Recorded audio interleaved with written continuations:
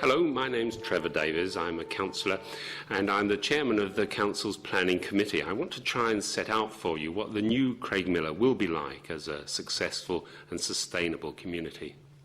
How things would have to be for it to stand on its own feet and not rely on outside help, survive through its own efforts in a difficult world.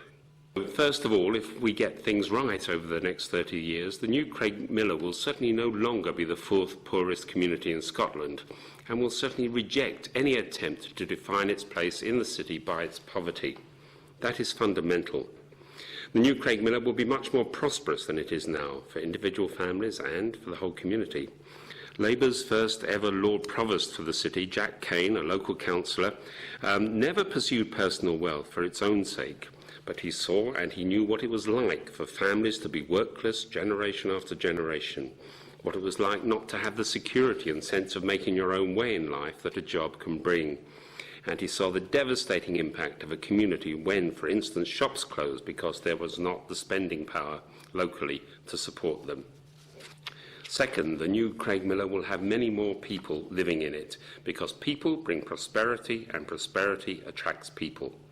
There's been research done which shows that in a suburban situation like Craigmillar, it takes about 7,000 people within easy reach to keep alive a local post office and a local pub.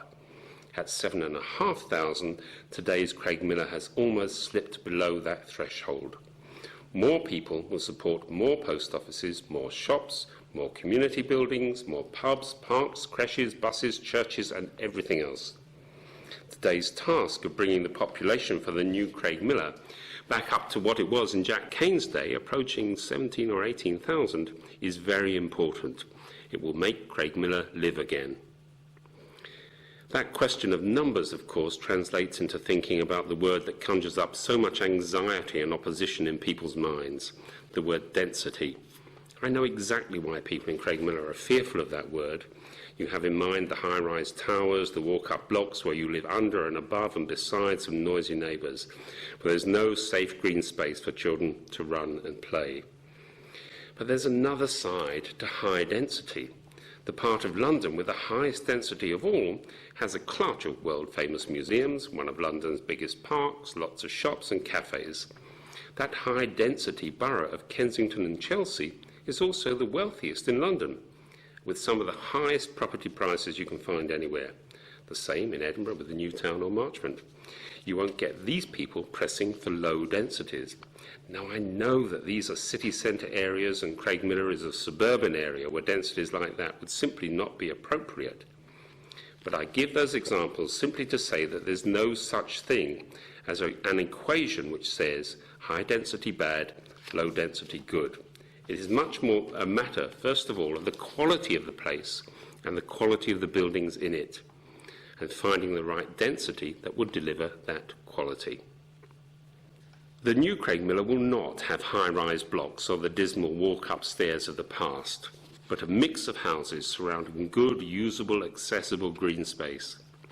The new Craigmillar, because it's been built at the right density, will have found the financial means to build quality houses that are affordable for people to buy or rent. The new Craigmillar, because of its quality of design, will be as safe as anywhere in the city. And the new Craigmillar, because enough people will have moved in, will have both the money and the people to provide and sustain the community centres, schools, shops, pubs, post offices, buses or churches that it needs. If the new Craigmillar can deliver that quality of environment, and for those who want it, deliver homes with a front and back gardens that families with children particularly need and deserve, then specific density figures are not that relevant. Good high density is better than bad low density. Quality comes before numbers every time, and when you get quality, you get prosperity too, and that's what we all want. Third, the new Craigmillar will be a much more mixed community than before. It will be a community where as many people own their own homes as rent them.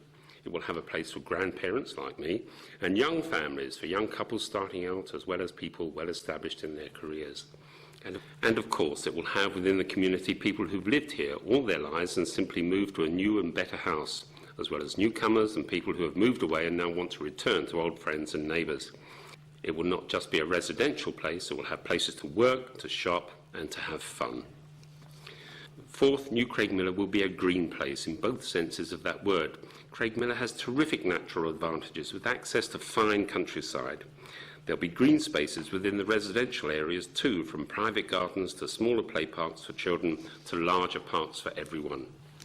And then green in the other sense, sustainable, making its contribution to protecting the climate and the environment of the only planet we have.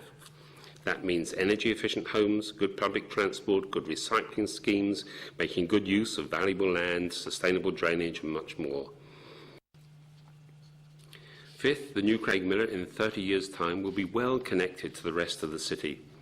By constantly working away at an immensely difficult problem, the Council, working with the people of New Craigmillar, will have freed Niddry Mains Road from the huge volumes of traffic that used to pass through, not stopping at all. Much improved public transport will be part of the answer. The long-awaited tram route connecting Craigmillar to Fort Kinnaird and Queen Margaret College and beyond in one direction, and the biomedical park, the Royal Infirmary, the university and the centre of town in the other. People will travel from New Craigmillar to those places to study and work not just in unskilled jobs, but as trained nurses or technicians or researchers, skills on which the whole city relies. Finally, if all those things combine, then what I hope is that the new Craigmillar is not just a suburb, especially not just a poor suburb, but a place of its own, in its own right, with its own feel, its own character, a fine place to live, a place which never defines itself by its poverty, but instead defines itself by its prosperity and the contribution it makes to the city and the wider world. Now, that dream won't happen overnight. It certainly won't happen because planners draw plans and lines on a map, although certainly I think bad plans can hinder and delay that dream.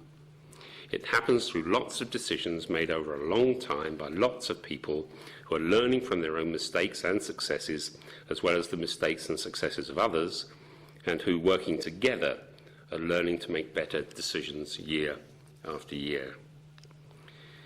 What I am sure of, though, is that any delay in starting that process would be a disaster. Craigmillar today simply cannot afford to shrink much further.